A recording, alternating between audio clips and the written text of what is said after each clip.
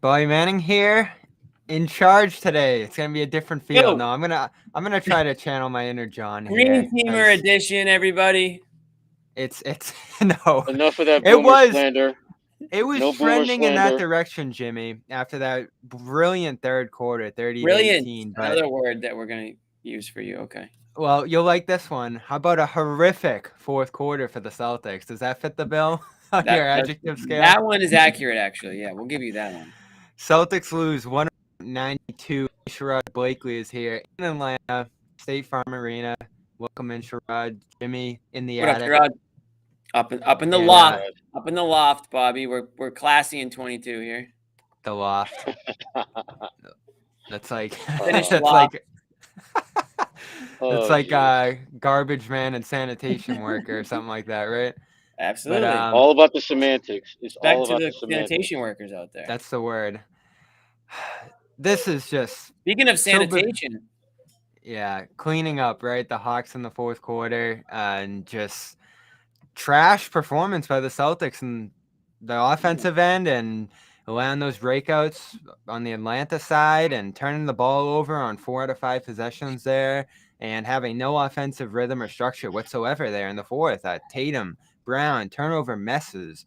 The dropped rebound, I thought emblematic of what was basically another spiraling set of minutes in a key situation in a game. And it was optimistic to start this month to see them come through in some of those moments, Sherrod. But this time it was just like the old Celtics pre-January. You know, the -9 team in the fourth quarter net rating.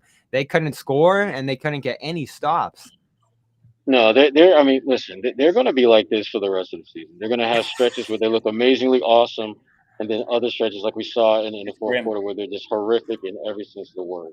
Not making shots, turning the ball over, no flow, no fluidity at all. And it really doesn't matter what Ime does in terms of the roster.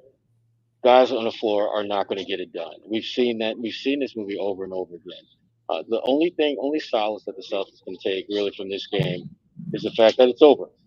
The fact that the game actually came to an end. They're really. I just didn't feel any. I didn't feel any.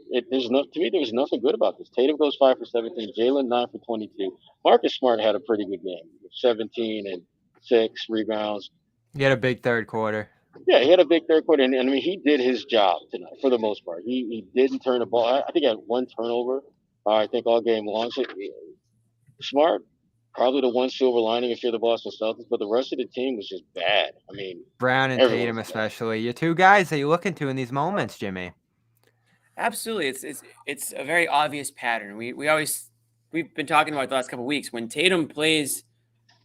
Unfortunately, the way he's kind of been playing a lot this season, which is missing a ton of shots and putting the team in a hole early on, they lose the game. It's not rocket science. I mean, you can go through all the stats you want, but at the end of the day, if your best player is not playing, up to par, up to standards, you don't have enough talent around him to make up for that. So especially when I thought Brown, kind of if you look at the box score, he filled the stat sheet in ways, but we're not consistently. We talked about the turnovers already. What did they end up with? Like 12 at least, something like that? No, they had close to 20. 16 was the final number. I'm sorry. I'm just talking about just Brown and Tatum alone. Oh, yes. Yeah, they had a big chunk of the turnovers from them. It was 7 for Brown, I believe, 5 for Tatum. Yeah, so there you go. I mean, when the guys that you're depending on to convert on the offensive end are turning the ball over, giving you less than 0, what are you supposed to do about that? There's just not enough around them. So yeah, Marcus Smart did all he could tonight, but he's only one guy, and he is limited in what he's capable of doing on the offensive end. And it was just a matter of time before Trae Young hit some of those Trae Young type shots that he did in the game to sort of put it to bed. And the Celtics had a prime opportunity here. You're playing against one of the worst, maybe the worst defense in the NBA. You come out of the gates, 20 points in the first quarter, 15 points in the fourth quarter. Ime had enough with like 3 minutes left in the game. He was like, "Get these guys out of here. They're not ready to. They're not even in the game anymore." And I just see this number now: 19% from 3. I mean, this team redefines. They have raised their average for the year. This team redefines horrific shooting. And it's one thing to hear the people on TV and on Twitter say, "Oh, if we make the shots, we'll be fine." To hear the coaching staff say it, Sherrod, when Scal's talking to them in between quarters and, the different appearances that we hear from them, and even Ime this year, his overall approach to that shooting, It's concerning. And so there's a couple different directions we can go here. I want to start with that shooting because I keep sensing again and again that they're leaning into this. And Tatum did it too. He had a key switch on Gallinari in the fourth there where he just launched a shot up over him. A couple passive possessions there from both Brown and Tatum where they're firing up shots in isolation when they could be getting downhill and aggressive like they were in the third. Scal said this during the broadcast, and I find it interesting, Sherrod. What do you do when you have those awful starts? And they started 2 for 17 from 3 in this one. Do you give it up? Do you keep rolling? It feels like their answer to that when we've asked them this year has been just keep shooting, remain confident, keep these guys feeling good from out there. But there have been numerous games this year where they just keep shooting into no end. Well, see, here's the issue. It's not so much that they keep shooting; it's they keep shooting the same types of shots. Typically, when your jumper's not working and the three ball is not going down for you, you have to go back to what I call basketball 101. And we all know when you first start playing basketball, one of the first things that you do is you try to create mismatches and then you try to exploit those mismatches. There were a couple of instances where just the nature of switching, you had Rob Williams being guarded by Trey Young. Now, I'm not John Wooden. I'm not Mike Krzyzewski, but I'm smart enough to know that if I got a You're six better than nine guy with a 7'4" wingspan being guarded by a guy who's, maybe 6 feet, who's not exactly a defensive juggernaut, I'm going to milk that. I'm going to work the ball around so I get that matchup, and I'm going to try to exploit it.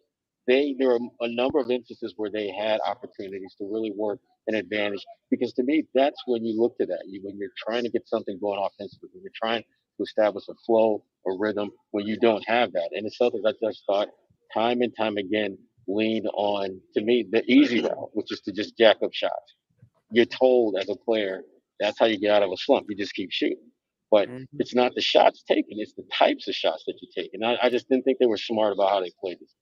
That's what I'm seeing in the fourths, Jimmy. It's just the easy way out. They're not working the ball around. They're not doing the things that they had success with earlier in the game, entering the offensive zone quickly, piling up stops to create those opportunities. In fact, they're shooting bad shots and turning the ball over at such a high rate in those situations that they're making it easy on the other team. And this is what's most concerning to me in these fourth quarters is they're not just falling apart offensively. I don't have the numbers in front of me on the defensive rank tonight in the fourth, but all year in these situations, they've been as bad as the Knicks, the Trailblazers. Think of the worst defensive teams in the league. That's how far they fall. And you see the body language too. You see everybody's shoulders slump at once after Romeo hit that or missed that last three on the kick out there. There's just constant repeated trends. And I see people going at Ime in the comments.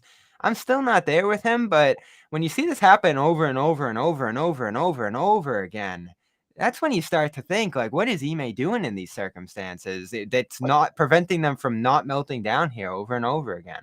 But part of the problem, Bobby, is that when you look at this game and you're just trying to like take the green tinted glasses off for a second and realize that they're getting a lot of open shots. They're running sets that are creating those open shots. Ime can't knock down 23-foot 3-point shots. That's not who his job is to put guys in position to do that. Tatum missed a lot of open shots.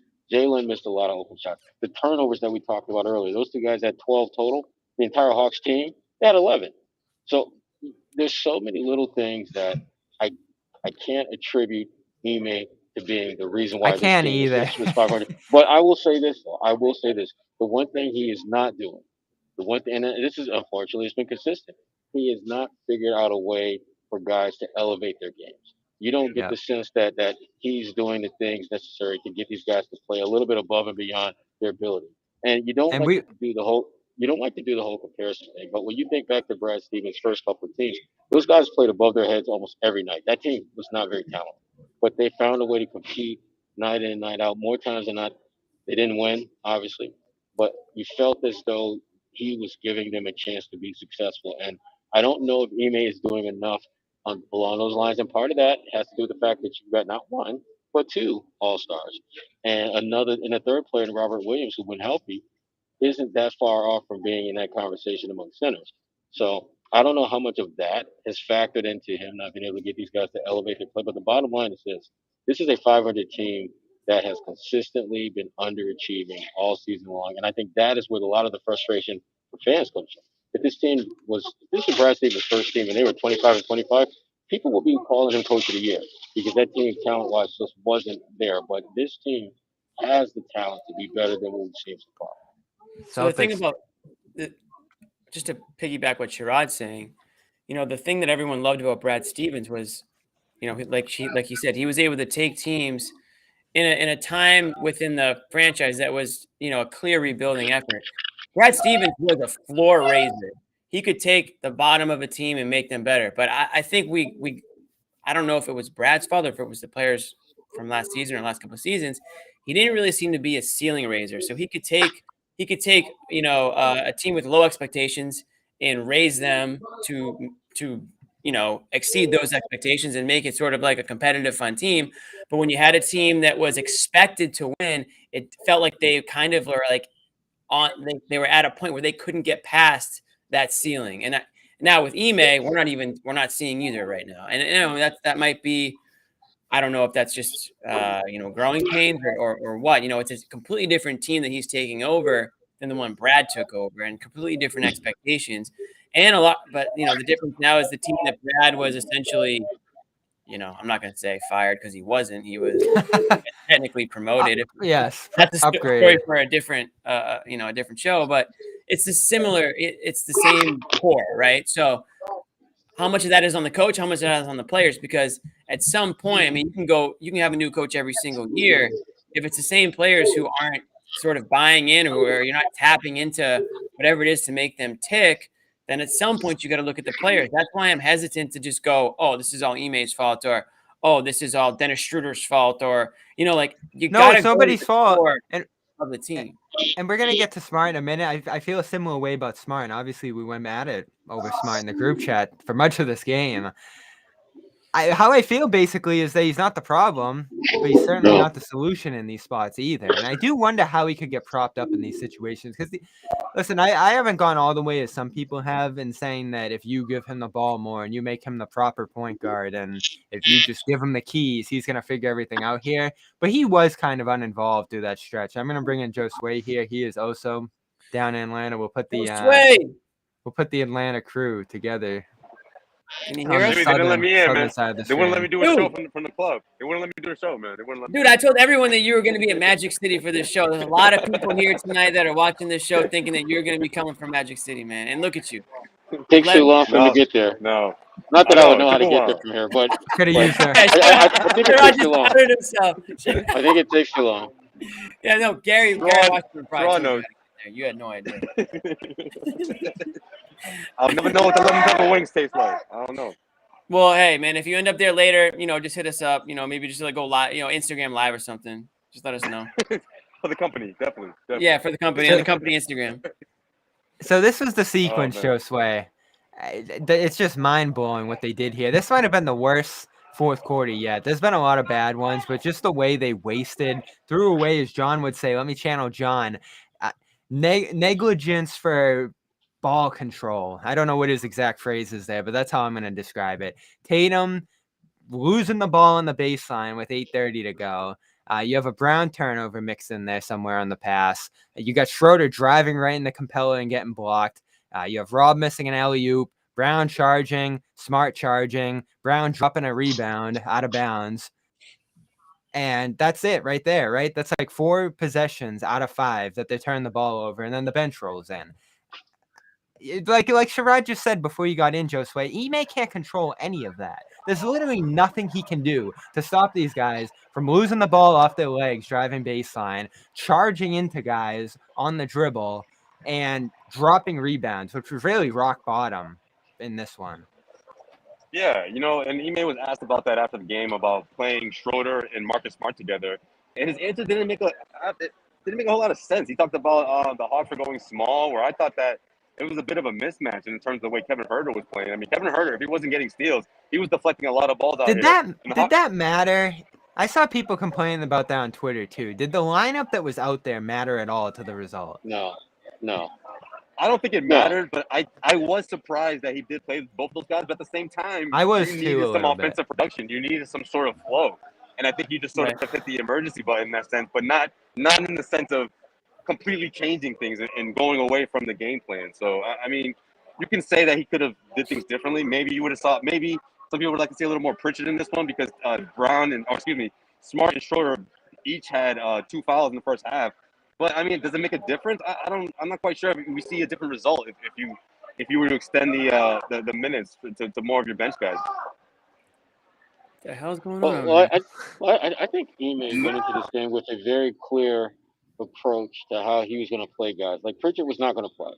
I think that was the sentiment going into the game, and Schroeder was probably going to play less than normal. But it got to the point where Ime realized I got to try something. I need to lean on guys who I trust, and whether we want to acknowledge it or not, he trusts Schroeder in those type of situations a little bit more than Pritchard.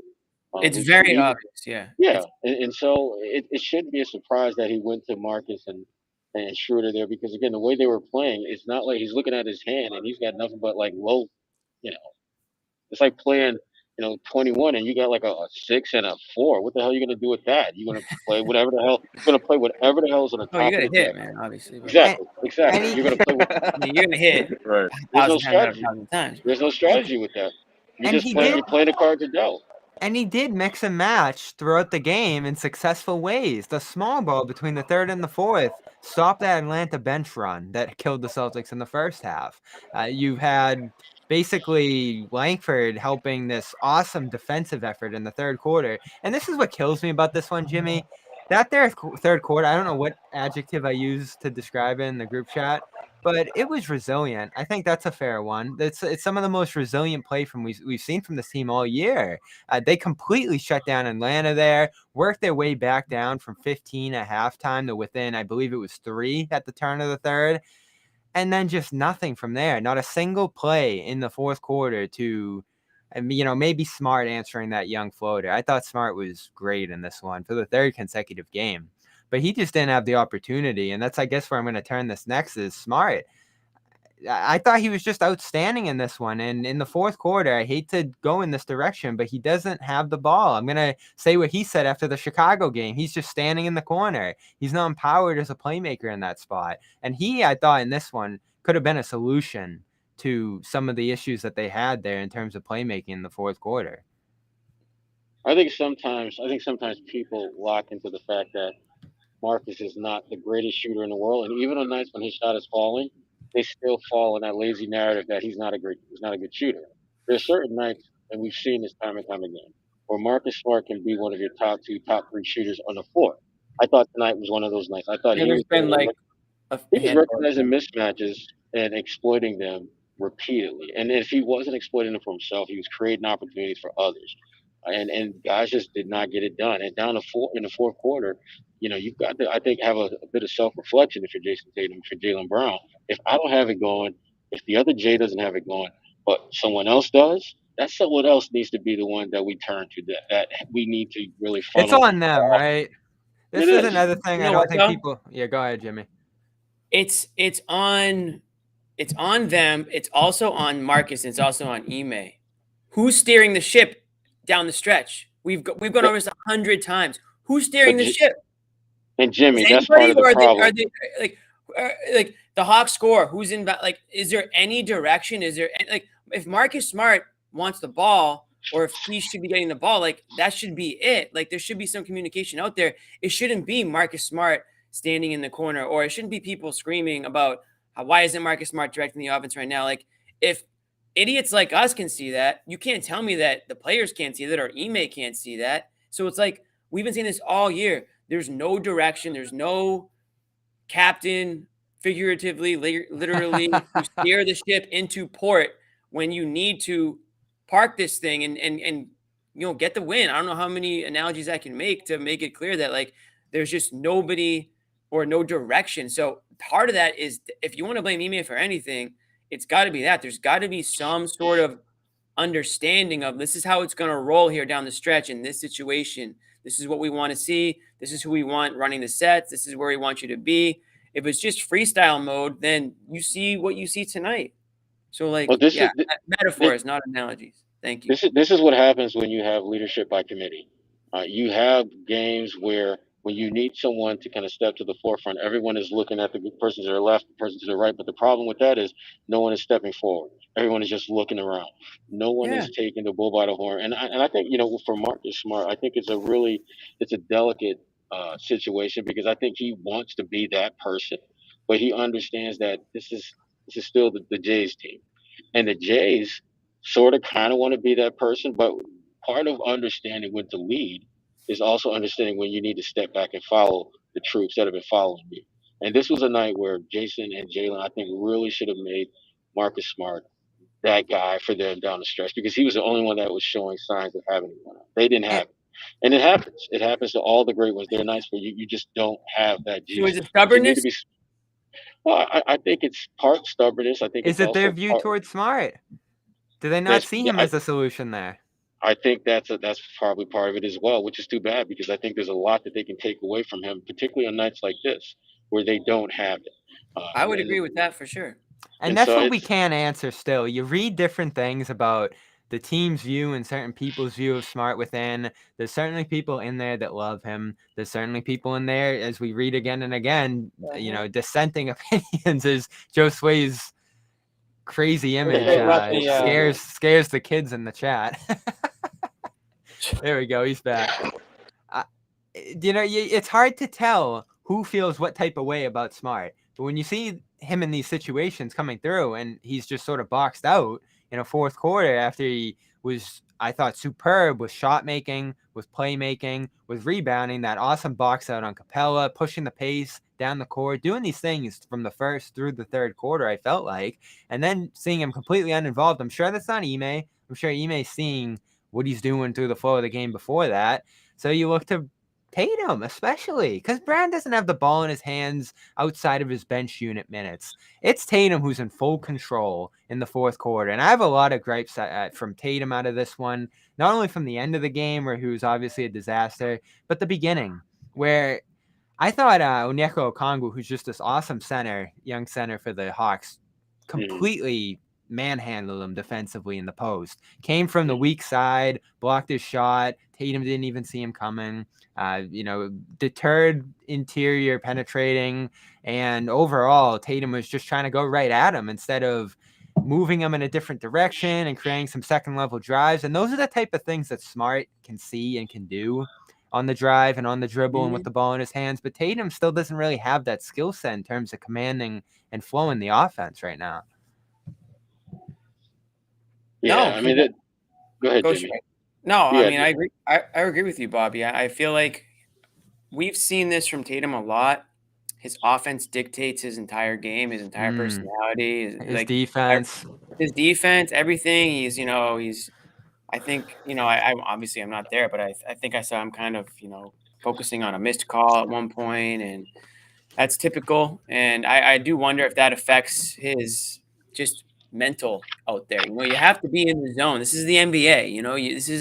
You can't just rely on talent like you could all throughout your career. You have to be fully engaged at all times, and the best players are. They don't take plays off or games off. They don't get sidetracked by something that isn't going their way. And I don't know. I don't have the answer for exactly what it is that's causing him to struggle the way it is, but clearly I think some of it is mental. I thought this quote, and you hit the nail on the head there, Jimmy. This is what Ime said after the last win. Everybody kind of follows, and this is kind of an interior view of the mood of the team based on whether Tatum's succeeding or struggling. He says everybody kind of follows Brown and Tatum's lead. They're buying in on both ends of the court, guarding extremely well, then carrying over from the last game offensively. That was great to come out and see. They're the two pillars and leaders. Come out and play with that intensity. Everybody seems to follow suit.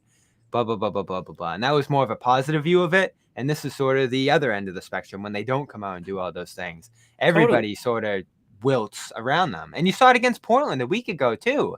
When those guys weren't getting it done in the fourth from a playmaking and just execution standpoint, Romeo was missing shots off the ball, and Grant had a terrible game. And it's the same story again here. None of the role guys were able to contribute off of them because they weren't on their game. Yeah, but also, Bobby, I feel like the Celtics, I mean, when it came to them getting into the teeth of the defense and doing that kick out, Atlanta was ready for that. Like, they did their homework. They did their game plan. Jaylen Brown was in Tatum, right? They were both able to get into the paint, but they weren't getting anything at the rim. There was a rim protector there. As soon as they would turn out of a double team or try to pass it out, it was either Kevin Herter or someone else, guarding the wings, and it would turn into a turnover or it would be an off-balance pass, and all of a sudden there was 5 seconds left on the shot clock. So I thought Celtics kept grinding it out. I thought the third quarter was solid in the fact that they kept staying in it, despite the fact that they were shooting so poorly. And then fast forward to, later in the third quarter, or I should say in the fourth quarter, actually. And I feel like the Celtics would get into that desperate mode where they're like, they need a bucket, and they always start to let up on defense. And that's exactly when Trae Young got hot. That's exactly when you saw that, 17-2 run by the Hawks. And the game was over just like that. It happened so quickly because that's how good this Hawks team can be on offense if you let them, of course, right? If you let their defense, you let them capitalize on their defense, but not only that, but you give them that rhythm that they had pretty much throughout and really get this crowd rocking in that fourth quarter. I mean, let's be honest and give credit where credit is due. The Hawks are playing some of the best basketball in the NBA right now. They've won 6 in a row now. They've got DeAndre Hunter back in the fold, and he's, again, to me, he's one of the keys to that team really making some noise. Did they play at that level in this game, though? I didn't feel like they were that great tonight. They played solid. They were solid. They were not exceptional. But the problem is this: when you have the kind of momentum that they've got with 5 straight wins, you don't need to play great to win because you've got that confidence in you that you're going to find a way to get it done. And I thought defensively, they were pretty steady and at that end of the floor pretty much the entire game. What's the atmosphere? What was the atmosphere like in there? Because during that Knicks meltdown, I could feel the crowd pouring down on them. Well, the crowd was. Go ahead, Sherrod. You tell them. The crowd I thought was really good. And again, Atlanta historically has not had the most engaged fan base, but I thought from beginning to end, the fans were very much into this game, which is good to see. Let me ask the other important question. Pretty much ever since Al said what he said about the crowd, I feel like they've stepped their game up. Was there a bike watch moment tonight? There was a bike on the court level, but you could not see it. And so you didn't know if he was on the bike or not. They hid the bike. The bike was there. Nobody was on it. Heading up to my seat, I could see it, but when I got to my seat, there's no public view. Yeah. So. This is the clampdown on access continues. No more bike view this is why we're here. What else are we going to talk about after every game? It's the reason why we go. Yeah, going back to what all you guys kind of commented on what Ime's comments were is how the team kind of goes, how Tatum and Brown go. We talked about that for a bit a couple shows ago or maybe last show, and I used the quote, attitude reflects leadership, and demeanor. I stand by that wholeheartedly. I love that quote. I think it means everything, and it's true. You've talked a lot about that, Jimmy. And there's Tatum Brown. There's 2 other players on the team somewhat capable of sparking the team. I don't know what's going on over in one of your guys' rooms. But anyways, Smart is capable of doing it. And I think Schroeder, tiny bit, kind of is capable of doing it because of his skill and his ability to sort of spark the offense. Nobody else on the team is capable of taking the reins when Tatum or Brown are, feeling off or whatever is going on with them, that they're just not showing up to the game. There's nobody else really out there. And if Smart can do it, if he wants to do it, and he will do it, but it's 2 things. It's one, he's limited in most ways offensively. He can only do so much on the offensive end. He still does need Tatum and Brown to contribute.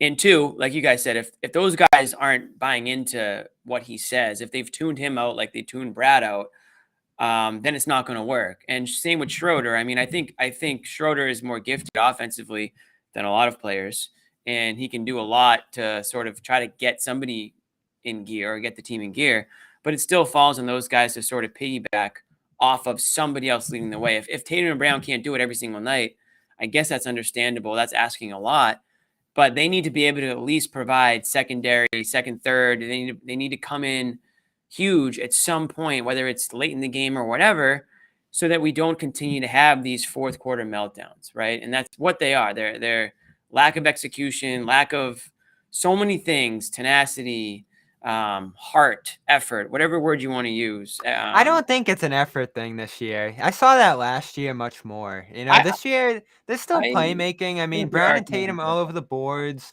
Well, yeah, in the key spots, I think the attention to detail wanes, and that can end up looking like effort. Like, they're not mailing it in. They'd be getting killed if they were mailing it in. They're not You getting. know, They're not mailing it in. But first of all, they do get killed in the NBA. in the key situation. Yeah. They're There's a not lack of mailing it in. focus. There's not many professional athletes that mail it in unless there's a contract issue or something further going on. But I just think that when you become discouraged, you give up. And that's another word, I guess, of saying. And he may have said that. He has said that throughout the year. Letting offense impact defense is usually how he puts it. And we see that happen a lot with this group, Totally. which is really sad because that's not how this team was built. That's not how that they have been able to, make deep playoff runs during years where they weren't expected to do much other than just show up. And it's disappointing. The earlier point about Marcus Smart and leadership and things like that, he is the most equipped of all their players right now to be a leader. Totally. And it's frustrating that the one guy who has been here through all the hard times, through the good times, who has a certain toughness and resolve about him, is the one guy that you're not screaming at the top of your lungs to be your leader. Because the thing about it is this. Right now, when you're doing this leadership by committee bullshit, which is what they're doing, this is what happens. This is why when Ime was talking about having captains at the beginning of the season, I thought it was a great idea. Yes. And to me, even if guys are like, I don't know if I want to be captain, too damn bad. Yeah, you throw them in the fire. You listen. This is one of those times where you throw them in the deep end of the pool and see if they sink or swim. And Ime knew what this group was. Especially your two All-Stars. Exactly, but Sherrod, you don't think that maybe he was afraid that I was going to be like, oh, one of them is going to buckle, or I don't know. Maybe he thought that. What? I mean, looking back on it, he should have. He should have though. The amount of time that he spent getting to know them during the Olympics, the amount of time that he has game planned against them as an assistant, he knew what he was dealing with. Whatever concerns he had from a leadership standpoint, it's not like all of a sudden that just kind of manifested itself once he became the head coach. And this is why the Ime blame game has been unfathomable to me, because he's as well prepared as it comes. Not unfathomable. There you go again. I don't know. Words, Bobby. We're working on this. We are working on this. I don't know if that's the right SAT word, Bobby. I don't know if that's the right SAT word. He pointed out all the issues in the preseason, whether it's leadership or the Jays playmaking or their defensive issues from last year that we saw, and just all the different things that he's hammered down, ball movement, the assist rate. It's all the same things that have played out this year. And he's drilling them again and again and again. But in the key situations, they lose those habits. It's discouraging, too, because they're at the flows of the rest of these games. And we talked about the net rating all week and where they're at in the league from a start to finish standpoint throughout games. They don't do it in the key situations. And that's what matters. And that's the gap, Jimmy, as we talked about in the group, between the people who say, look at their numbers. They're doing fine. They're trending in the right direction. They're just losing a couple games in the key situation. Well, it's like, whoa, there's one quarter that matters a lot more than all the others. And that's why their record is what it is. Exactly. It's a mental thing. It really is. Well, if that's the case, I think Ime's doing a good job because he's keeping things into perspective. I mean, before this game, after shooting around, what did he say? Yeah, we're 500 and we won 2 games in a row. That's not a winning streak, There's no need to pat ourselves on the back. Let's just see if we can keep it consistent. And I think at the end of the day, he said that because he knew what he was running into.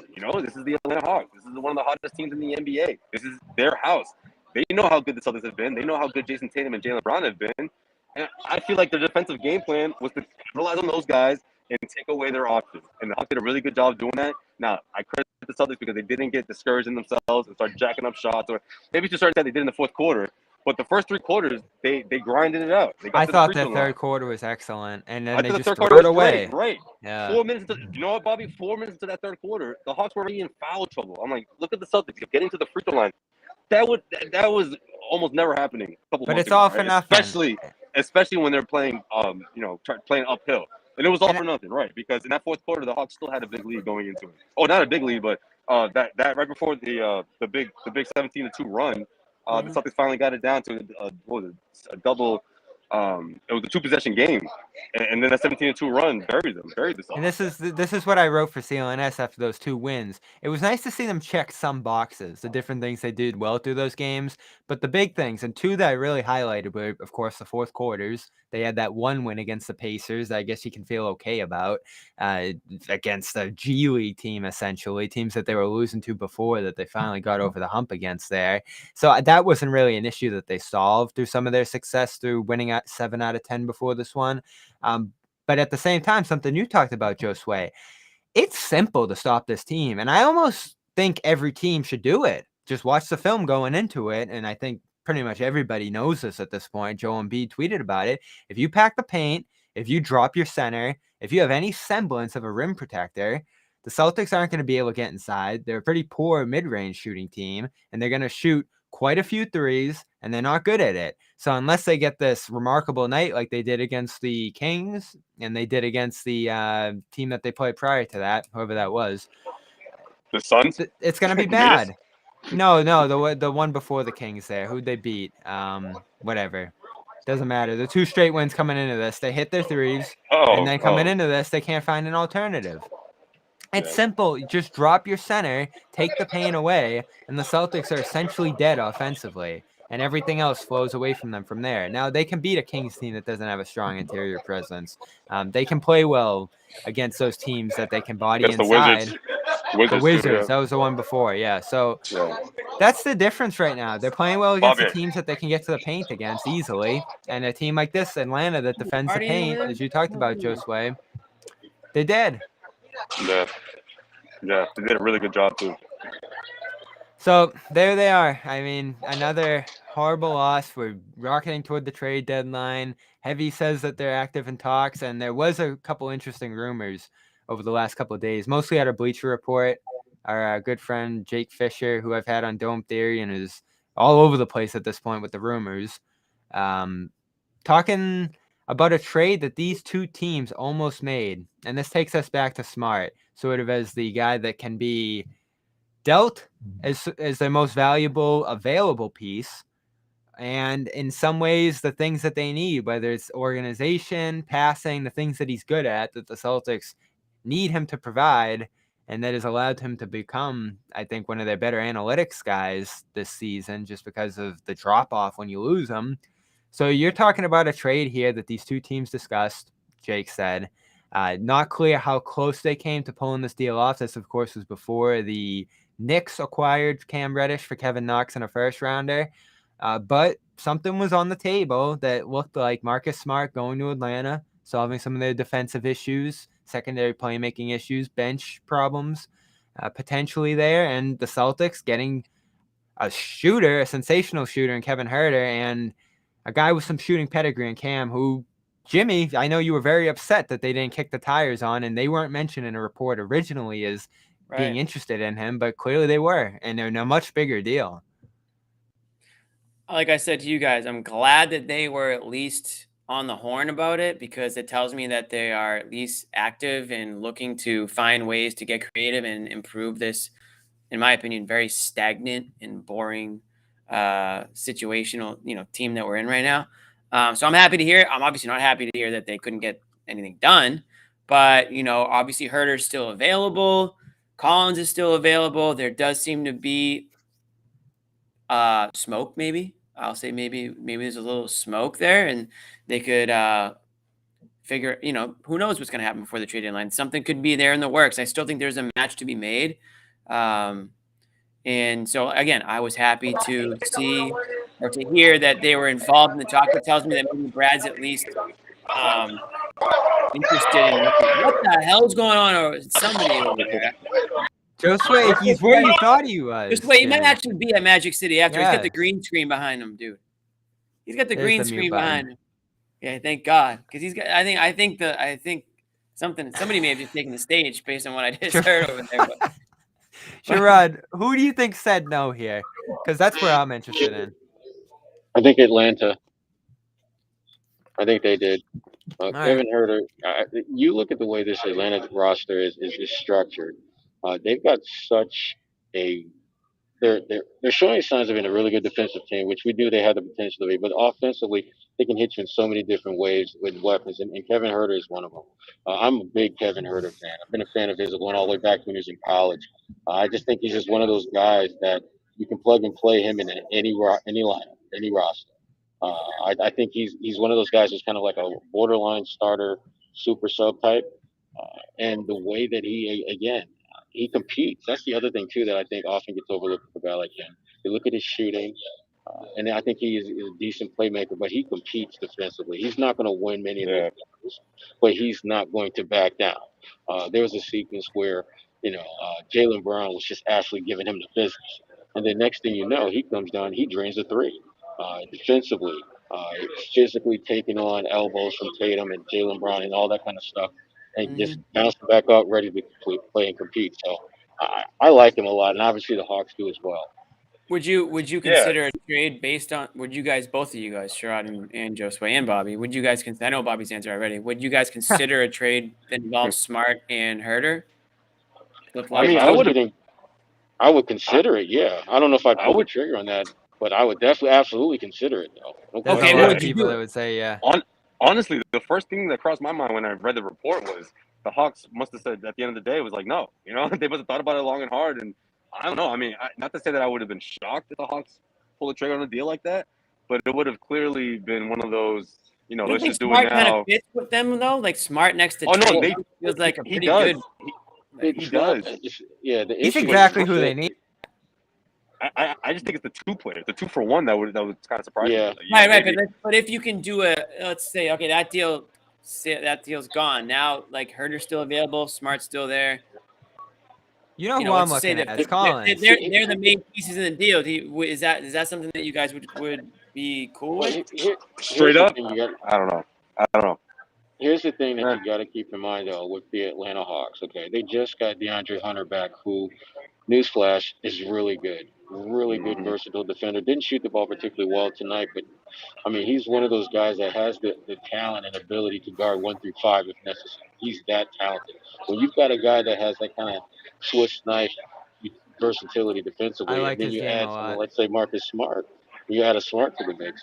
I don't know if you're going to be elevating your organization, particularly when you take away a guy like Huerter, who's a very good shot maker. And as I mentioned earlier, competes hard. So I can understand why the Atlanta Hawks want to keep their core guys together, at least through the duration of this season, to see if they can build off what they were able to do last year in the playoffs. Because, again, they've had, like everyone in the NBA, they haven't had the kind of continuity because of health and safety and injuries, illnesses, all that stuff. But we have seen this team in their core, when they're at their best, they are one of the best in the NBA. So, yeah.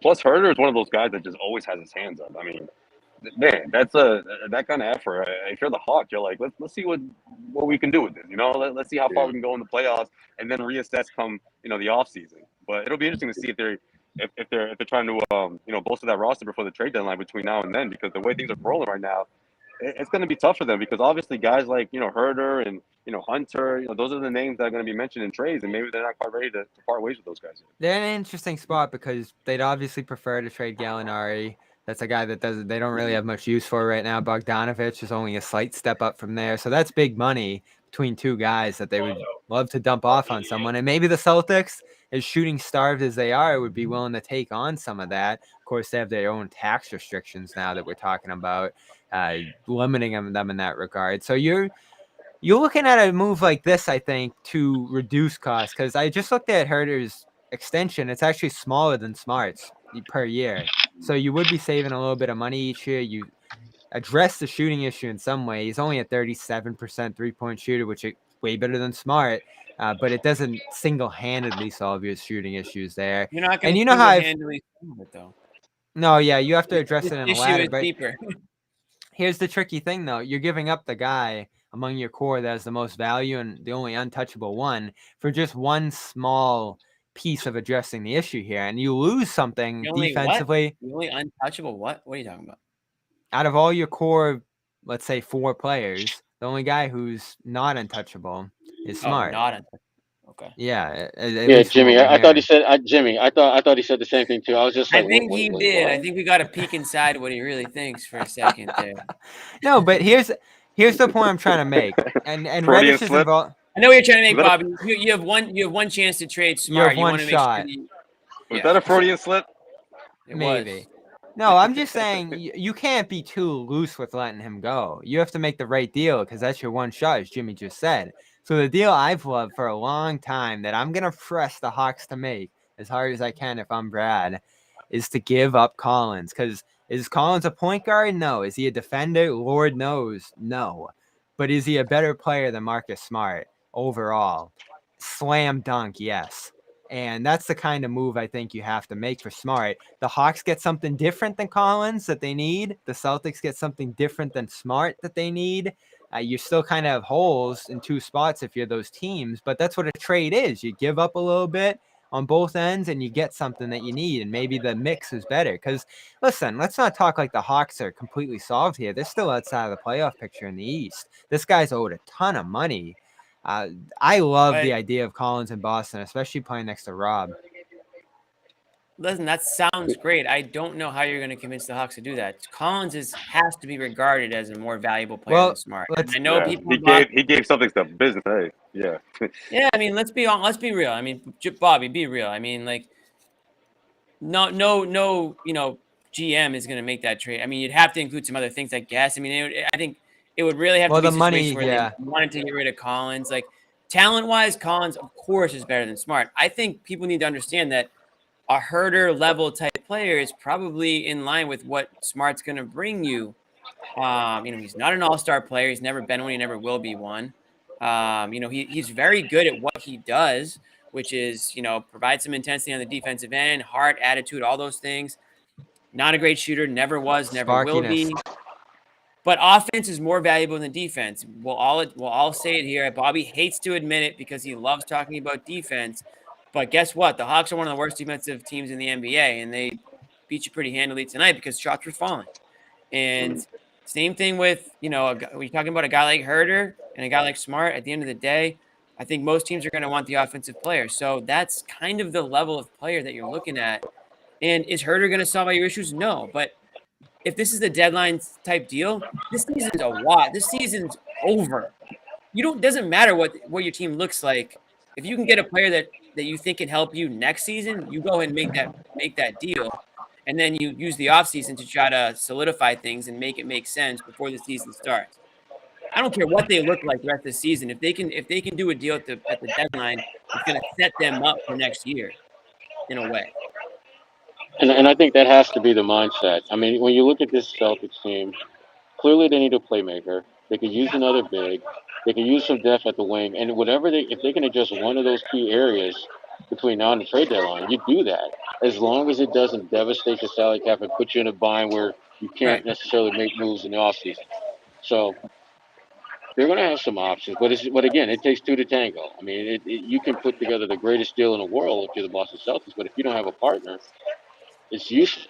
So we can talk about the offseason and what might come, but what we know right now is a guy like this is potentially available. And I said this last year too, because they never really wanted to sign Collins, it felt like. And then he played so good in the playoffs that they were like, all right, here's the max. They gave him this massive deal. And now they're kind of in a cap bind here. I just think you're in an advantageous position where, yes, maybe you have to give up more than Smart a pick. Maybe you have to give up multiple picks here. But this is a guy who's young, in his early 20s, is locked up long term, and could potentially increase your talent core on the roster significantly and continue to grow into the future. Maybe Smart's not the guy they're looking for. This could be a deal where the Hawks say, let's get Brown here. And I think we've heard that in the past too when it's come to Collins conversations. I just think that you can't get too greedy and look to the future and say, oh, we're going to have these other options available to us in the summer. When something like this that can really improve your team is something that you can go all in on. And right now, I felt the same way about Sabonis. I felt the same way about, let's say, these B-level stars. They're not Beal, they're not Levine, they're not these guys that are going to transform the franchise potentially. But you don't have a shot at those guys anymore in my mind. I just don't think you do, given the trajectory of the team, given what you have to give up. and given other destinations that these guys could get to, Philadelphia, Golden State, all the rest. So you're looking at a B-level big three guy. I don't know if is it Collins, is it Sabonis, is it one of these guys? These are the guys you really have to consolidate to go in on, I think. Yeah, but Bobby, you're naming people who you may say is B-list all-star, but their teams are hoping for them to be A-list. Or they think they're on the verge of being A-list, or they think that they're already there and then Well, why are they going through their available beginning then? stages. If they get Just blown this- away, maybe? Yeah, I mean, doing their teams doing their due diligence to see what the value's like. I mean, if you're a team like Indiana, I mean, you felt like you've been so close the last couple of years or so, or I don't know, the last 3 years, 2 to 3 years, in one way or another, you felt like you were almost there. So I think they're doing a good job of just seeing how much value the rest of the league, values these guys. But guys like Sabonis, man, like he's a future perennial all-star. I mean, if that's not the case, 7 years from now, I think within the next 2 or 3 years, Indiana's they're going to try to find that out before they go ahead and deal him. And even if they do think about making that deal, with any team that looks at the Celtics, they're looking at their 2 all-stars, Bobby. Especially if they're giving up one of their pillars, one of their centerpieces. They're not gonna just accept Smart and a couple of picks, and say, all right, well, that's the best you guys can do. No, they're going to keep it moving, and that's another team. Right. Sherrod, they've been a team that's been kicked around with, and this is where I think the Celtics are going to run into some trouble at the deadline, is this Ben Simmons situation. Sure, if the Celtics are going to throw Brown out there, these teams are all going to listen. If not, then they're all looking at Ben, because would you rather have Smart or Ben Simmons? It's kind of a no-brainer there. If the Hawks could flip Collins for Simmons, or the Kings could flip all their stuff for Simmons, this is going to be the domino that decides everything else and really dictates what the Celtics can get done here, I think, is whether or not he moves. And today, the signal from Woj, and you try to read the tea leaves, right, Sherrod? Like, who's trying to send what message here? The Kings are out, apparently, according to Woj. They're saying, we're done. We're not doing this anymore. And, that's something that the Sixers have tried doing too. We're not going to send them out unless it's for the top 25 player or whatever, so don't even bother throwing this other stuff at us. In my mind, this is still Philly posturing, and the Kings are just trying to get some amount of leverage back over them because they haven't been interested in doing a Sacramento deal. But if it's not, and they could, or if it is, and it's potentially Philly able to do, let's say, Simmons and Harris, who the reports have said Sacramento is willing to take on for a Heald, Barnes, and I don't know whether it's Foxell or Halliburton. I don't think you can go wrong either way if you're Philly. That to me is a deal that, sure, you're not getting that big time player if you're Philly, but wow, you're dumping Harris and you're getting all these shooters back and you're getting a potentially star guard from Sacramento back. I don't think they're going to ever do better than that in my mind, even with this Harden stuff floating around. Yeah, I agree. From the very outset, Sacramento was the one team that made the most sense. When you look at the asset that they have to offer, when you look at the fact that most teams are going to be reluctant to give Philadelphia an all-star caliber player for a guy who has a flaw to his game that isn't necessarily because he's not good at it. It's because he doesn't try to get better at it. That's why Sacramento. I'm struggling to understand why Philadelphia does not be more aggressive than that, other than just posturing and trying to squeeze as much as they can out of them. But I think this is just part of the process. I think this is part of Sacramento's plan to. I see what you did there, Troy. I still think they're the team. I still think that's where he's going to wind up. That makes the most sense. Getting rid of Harris's massive contract alone is such a win for Philly if Sacramento is willing to take that on.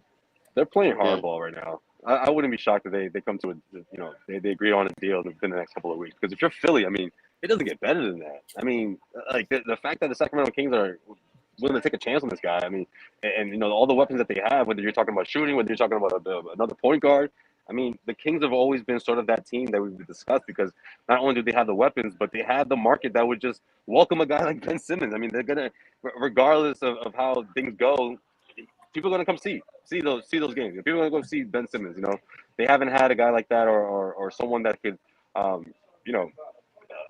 2-3 time All-Star in quite some time. And at the end of the day, if you're the Sacramento Kings, you take a risk on an All-Star point guard, a veteran point guard. I mean, yeah, it's a big risk on someone like Ben Simmons, but what's the alternative for the Kings, right? I mean, they're in the wild, wild west, just trying to compete and just trying to make the playoffs. Bottom me line say is that. the Sacramento. Jimmy, let me just jump in real quick and I'll shut Yeah. up. The bottom line is this: if you're Sacramento, this is a deal that, first of all, it gets you attention. Other than the fact that you're just a horrible organization, it actually gets you positive attention. You add a player Some who defense. who is going to give you some defense, which you have lacked forever and a day. And for Ben, you don't have the pressure of winning a championship. Hell, you can go out there and be a mediocre 500 team, and they will put a damn statue up of you at some point. That's how bad they are. And for Ben, They'll bring you know, back the you cowbells. yeah, and for Ben, he can continue to get in clutch situations and pass the teammates because he doesn't want to get fouled, and no one's going to trip about that in Sacramento Right. because Right. because they're just happy to have him in town. They're happy that they're getting some buzz because of his presence. That's why, to me, For real. I don't think there's another NBA city that has the assets that should intrigue Philadelphia and is willing to put those assets on the table like Sacramento. To me, it's a no-brainer if you're Philly to do that deal. So Yeah. let me say Go a ahead, couple Jimmy. things. If it's true, if it is actually true that the Kings are like, nah, we're good, this is actually the lowest moment of Ben Simmons' career in many low moments, because you're talking about a franchise that literally breeds losing, right? And like they have every And they're reason. like, "Nah, we're good." If they're like, nah, we're good to you, bro, like that's it. Like call it a career, man, because you can't really come back from that. But that goes to show how bad it's now got for Ben Simmons, is that the Sacramento Kings are being like, you know what? We're just gonna lose forever instead of like taking a risk with you, bro. Like we're actually good. And honestly, there is a little bit of a risk there, because if you are the Sacramento Kings and you really do want to kick that image that you are just like the worst franchise in professional sports, not even basketball, but like honestly, they're up there with one of the worst franchises. I feel bad saying it because I'm sure there's a lot of good fans, and I like They're some down there. players. They're about to break the NBA record for years in a row missing the playoffs. Right. And there might be an aspect of that to the Kings where it's like, why do we want to bring on this guy that's pretty much disliked by everybody at this point? Players, fans. I mean, you guys are acting like trading for him is going to be this big boon to them, but I don't know, man. I think a lot of NBA fans are completely out on this guy right now. I mean, he has no competitive spirit, apparently. Shaq ripped him yesterday, which I thought was pretty on point with what Shaq said. Was basically like, listen, all great players get criticized, and they all take it like men, and they get up the next morning and they get to work and they go out there and they try to prove people wrong. And Shaq used Joel Embiid as a perfect example. I mean, who's been harder on Joel Embiid than Shaq and Charles Barkley on TNT? Can you name me one player that they've been harder than? Maybe Dwight Howard back in the day, but like right now it's Joel Embiid. And what does Embiid do? He goes out there, he drops 30 points a night, putting the team on his back, keeping He's six been unreal. And what a disrespect to him that this drag out's been doing. Get him some help. Right. Get So him a it's like, championship team in place right. this year. But it's like, what is really going on with Simmons? I'm not going to pretend to know what's going on in his brain or in his personal life. But if you're the Kings, it is a massive risk. Even though like it's like, oh, what do they have to lose? It's not a massive risk for the Kings. They have nothing to lose. We just saw them lose by 60. Well, I just made all they do is why they lose, do have something to lose. That could set them back another who knows how many years. And I know that I went on the show last year and I was like, oh, Celtics should at least pick up Jimmy, the phone on Simmons it's versus hard to be. Brown. But now Jimmy, it's I hard would to be never set back when you are the back of the pack. Yeah. It's hard to be set back when you're already. There's And that's literally no why one behind you. and I live get back what I you there. understand that, but They what I'm live saying back is like, there, I Jimmy. mean, you can really if you're I'm sure they would Sacramento, like to you don't get want out to of the get back of the pack, like, and they could really hurt themselves by trading anything of value. I mean, like we said with the Celtics, it's like they have one shot to make this trade and do the right thing, and if they blow it, then there goes the next 4 or 5 years. So I'm sure the Kings are thinking the same thing. Now, that being said, yeah, they have less to lose, but it just goes to show how ugly it's gotten for Simmons. And one other thing, and maybe this has nothing to do with it. Maybe the Sixers aren't doing it because there was another rumor that came out, or a report, if you want to call it, that they have their eyes on James Harden in I don't Brooklyn. understand this one. Now Like I'm the buying James it. Harden stuff? Well, this has I to do more with understand it. I Harden's can comments. kind of understand it, but I'm I buying it because I think a lot of credible people have, endorsed it and talked about it seriously, and it said it's a real possibility that Harden could jump ship and go to Philly in a sign and trade there. And Simmons always did make some sense for Brooklyn. We thought it would be Kyrie. I guess now it's Harden Yeah. that would be swapping there. I just don't know how, if you're Brooklyn, you just let Harden walk to Philly. At some point, if you're a team, I know the agents have massive pull and these stars can do what they want. How do you allow Harden to just blow you off if you're the Nets, walk to your rival, your main competitor there, solidify them as a champion possibly, and you're taking this Simmons flyer that you have no idea. You haven't seen him play since 2021. I don't know how you do that if you're Brooklyn, and that's a card that the Nets can pull. They have to do the sign and trade. You do that if he has told you he's not coming back.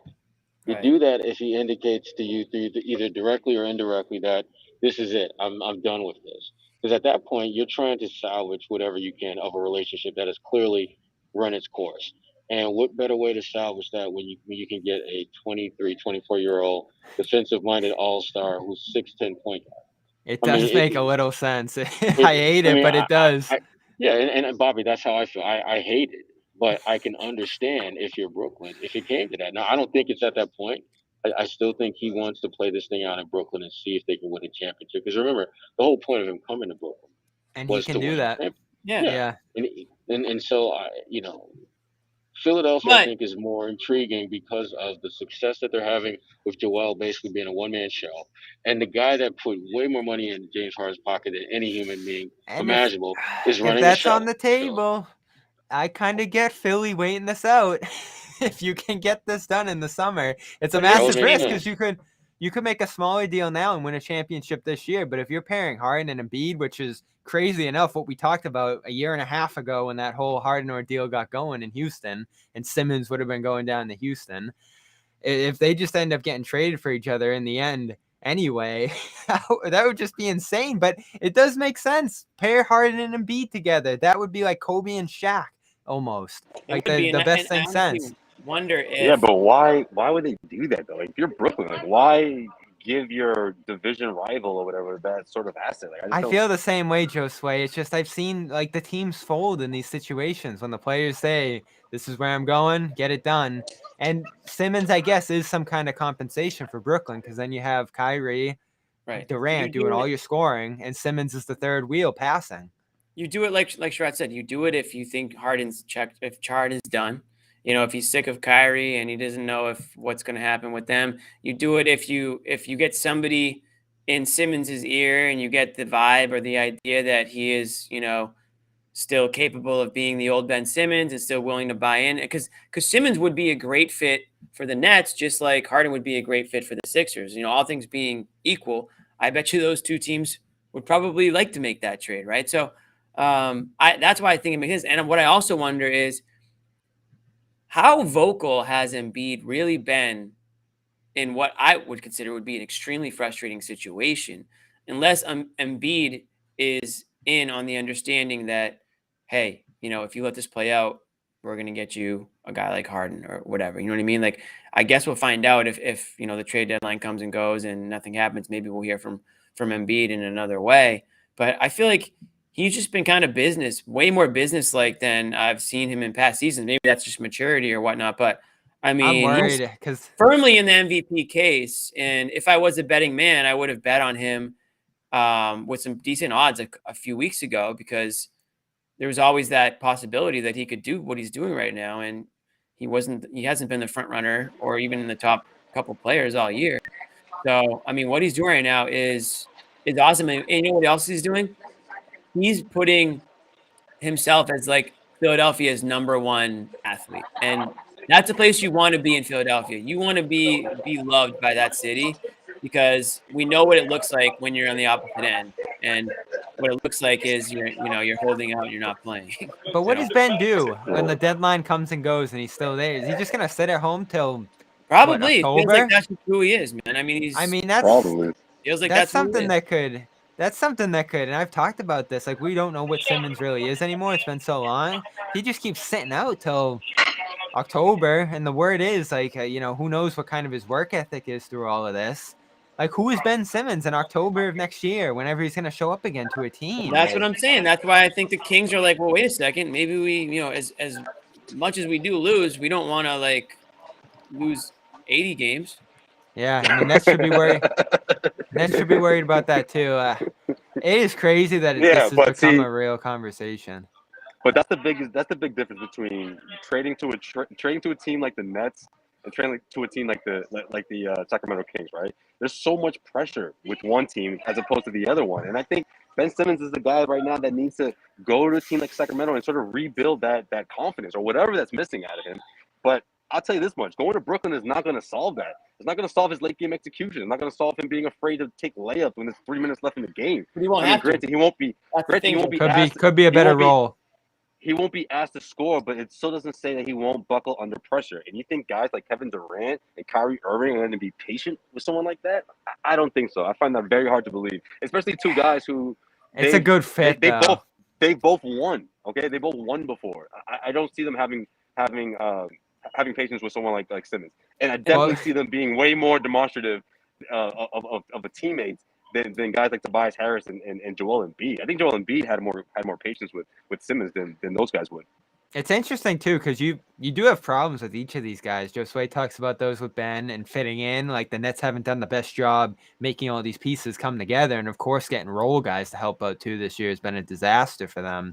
And then you look on the Phillies side. If you're getting Harden at this age and he wants a new contract, and he's in the physical shape that we've kind of seen him over the past couple of years, Philly might not be getting that Houston Harden here, and all of a sudden that's another hit to Embiid's career. And Embiid has just kind of had the worst luck career ever when you consider what he's put in from his own perspective, missing the first 2 years, going through the Simmons ordeal, years, going back years, not just the last year, what happened there. That's been a ugly fit and odd pairing for a while now. And they're just going to continue it, I guess. And I don't know. People asking in the chat, what's the Celtics tie-in here?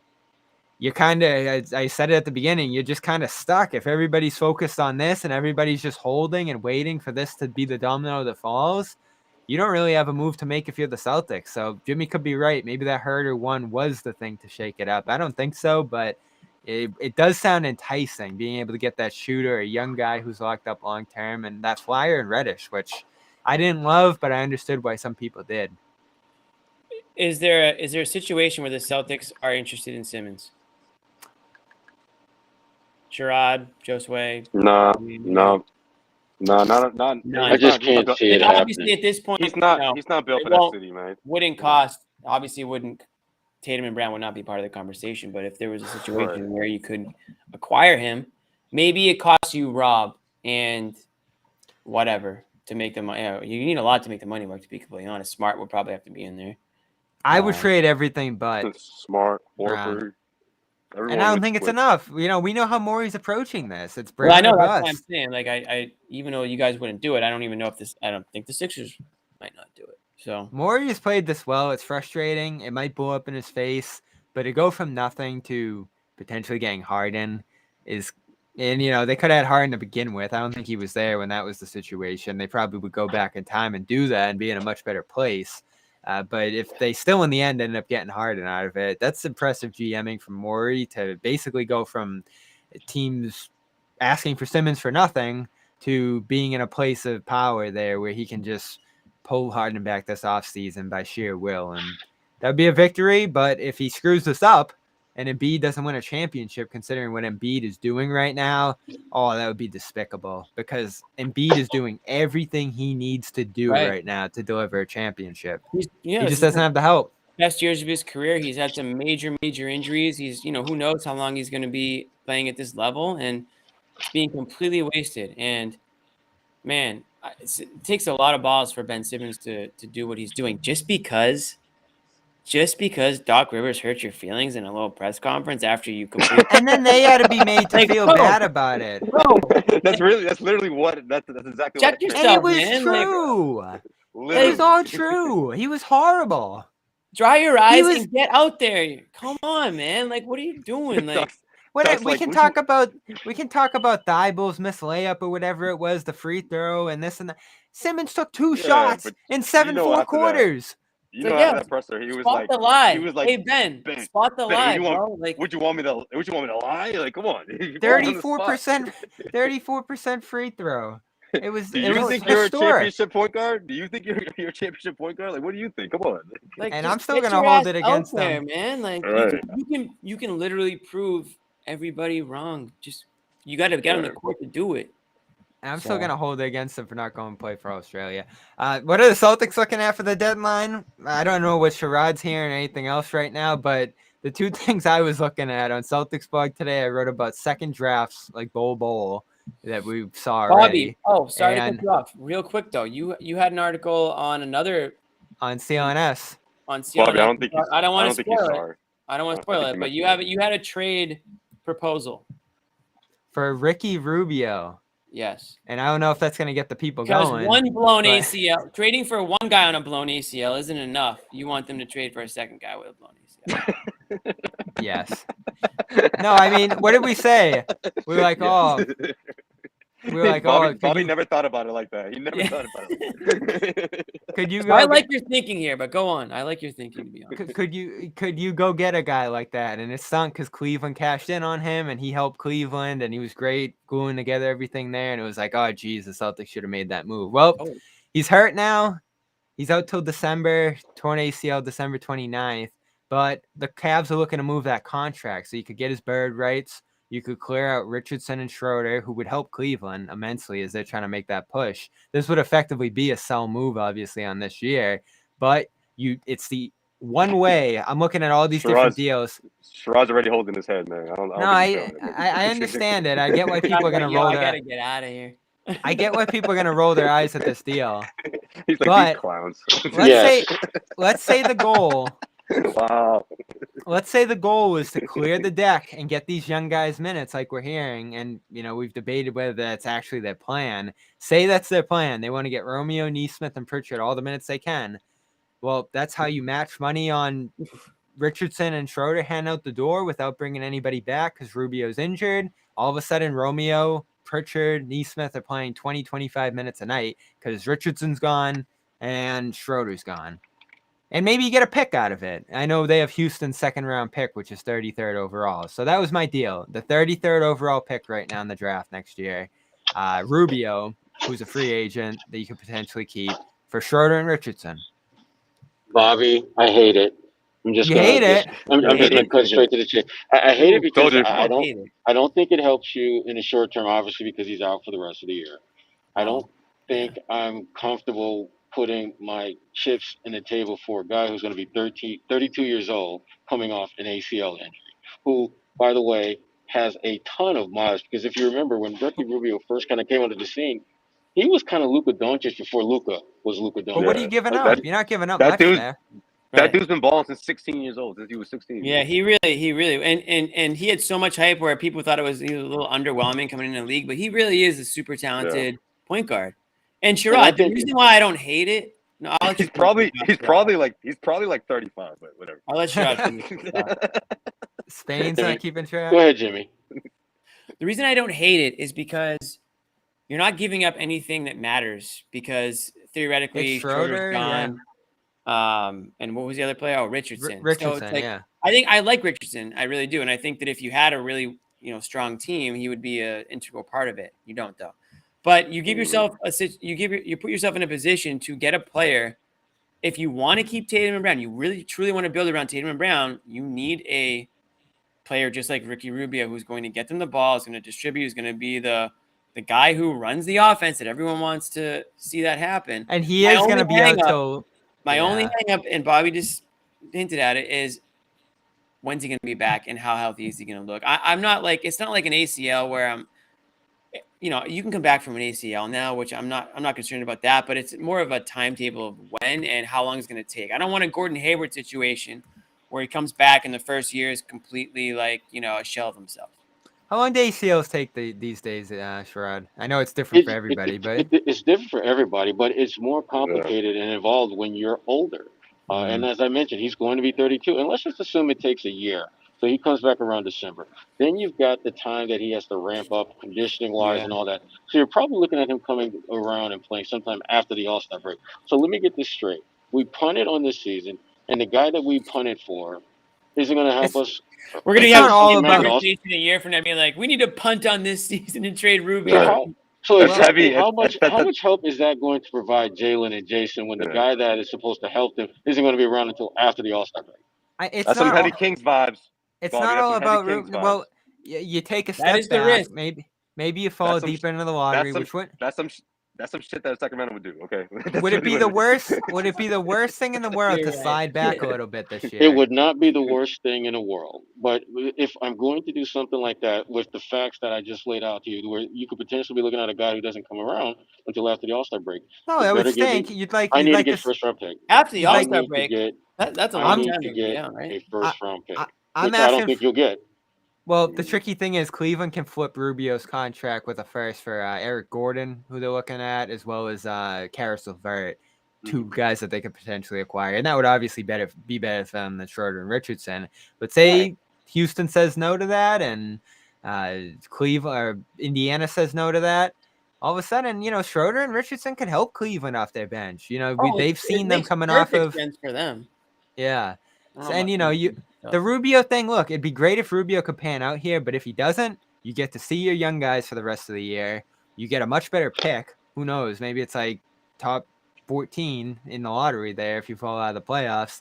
And you finally figure out what you have in your young guys. So Neesmith is either going to prove it or lose it. Romeo certainly. And Pritchard is going to have to kind of be making a statement by the end of this year too. It's everything we've kind of asked for at this point out of this season. Otherwise, I don't think you're buying that much at the deadline this year. I don't think enough's going to be available to be worth buying. And listen, they keep talking about selling Horford. Who's taking Horford? That massive contract right now. So it's Schroeder and Richardson. I think this is the way to get the most that you possibly can for Schroeder by packaging Richardson with them. It's not a perfect deal, but I think it's a creative one, given where Cleveland and Boston is at. Okay. Let's get it done, Brad. I'm calling Brad right after this. All right, Bobby. We want all the season-ending injury players. Bring them all over here. Yeah. Brad, don't get on that Bird phone. rights. Give Reading your it quote. bird rights. Can we get Jamal Murray in Denver, please? Yeah. Oh, I actually would take him. I would. That's a player I would take a risk on. You see what I'm saying, Jimmy? That's a great torn ACL right there. Yeah, Well- that ACL, I'll gamble on right there. That one's coming back. We didn't make anyone feel any better about the Celtics by the end of this. That certainly isn't. I don't think I'm going to be Guess racking what, up Bobby? the. They didn't exactly make us feel better about the way they played, so we're even. Yeah. Exactly. Jimmy, It's do you not our think- job to Do you make. think that trade piece is going to be racking up the views for us? I don't know, but it's not the most exciting trade idea. I'll give you that. Probably not. But it's realistic. Anyway, Josue's going to get on to New Orleans. He's heading right on the Pelicans Celtics tomorrow night. So we will be back. We'll cut this one off. I got a question for Josue before he goes. What's up, Jimmy? What you What got? over there? Is that a homemade mask, bro? You got a girl or something that made that for you, and like you better wear it on the show or something? Like, what's going on? Looks like a sheet. The one that I usually rock snapped. I had to go to the store, and these guys had like these. Where'd you get that, Michael? Arts and Crafts or something, dude? Yeah, as soon as I get on camera, I'm taking this thing right off, man. So, yeah, bro. It's too late. Check man. out that. That's forever now. It's on the internet. It's forever. It's like a hot air balloon you got on your That's face. gonna be your new man. Twitter Damn. avatar. Oh, man. damn, Sherrod. Yeah, Sherrod, you were sitting next to me the whole game. Couldn't tell me. Yeah. I tried not to. That's why I didn't say anything to you, man. I could have sworn Sherrod somebody type- made that for you. It was like, you better wear. I Sherrod better type- see you wear. Sherrod type Gary was like, yo, look at this dude right now. Look at him. That's what y'all was laughing about. Yeah, we were. Not gonna lie. Check out We that were. trade piece, I love the CLNSmedia.com. But it's huge. Yeah, I love it. And Bobby, the Celtics are 0-1 since you shaved the stash, man. What happened there? You just a little mental breakdown. You're like, I gotta shave it. Sometimes I go for a fresh start. I'm not feeling 100%. I just go for a full shave, fresh start. It's kind of like it's a little thing. It makes you feel like you're starting fresh, clean slate. It looks but good. It'll be back. It'll be back very quickly. Okay. Just in time for the storm. There you go. Yeah. There you go. How's it looking up there? Hey, Sherrod. Oh, jeez. Here we go. 15 minutes of snow talk. Here we go. No, Sherrod wasn't living here in 78, so he hasn't really. I don't know if he has any. 2015 was pretty bad. He's in I saw that. I saw that tweet. He's seen plenty of snow in his day, dude. He's seen plenty. I was gonna say, Jimmy, I grew up in Syracuse. Don't talk to me about snow. Syracuse Yeah, is way worse. Exactly. This is a Syracuse S. This Yeah, is a Syracuse S storm coming. Yeah, No. I'll say that. They see these storms like every 3 weeks. So It's nothing. I'm saying a prayer. All the boomers that are watching the show tonight from the New England area, I'm saying a prayer for you because if this storm is bigger than the blizzard of 78, I don't know what you're going to talk about every winter all winter for the rest of your life. That's all I hear from the booth. Oh, this is nothing compared to the blizzard of '78. Oh, you should have been there. You should have been there in 1978. Oh, you should have seen it. I don't know what they're going to talk about after this. More on that with the fingers Jimmy. crossed, man. That it's not bigger than the blizzard of '78 for their sake. Yeah. We're More gonna of revisit that this when John's on. John knows on the 78. Jimmy- He'll tell us about 78. What asked John all about it? John was like 30 years old during the blizzard. So you know all about it. You know all about it, dude. More of that on the Jimmy John podcast tomorrow. CLNSmedia.com, CLNS social channels. Josue keeping everybody up to date on Celtics, CLNS, and Instagram and everywhere else. Check out sir. Sherrod on Full Court Press on Bulletin, where he's covering the NBA at large. And we'll be back tomorrow, 7 o'clock, a little earlier tomorrow, 7 o'clock tip between the Pelicans and Celtics. We'll see if I make it. I do not have a snowblower, so I'm going back and legs and shovel on this one. Oh, wow. You know, that's a mistake. I live in the city. I don't have to see a shovel tomorrow. I'm good. Bobby got to take that. He's got to get iced down after that one. He's gonna take the ice bath or something. This is gonna accelerate the move out for sure. After that, dude. Yeah. All right, see you guys. Adios.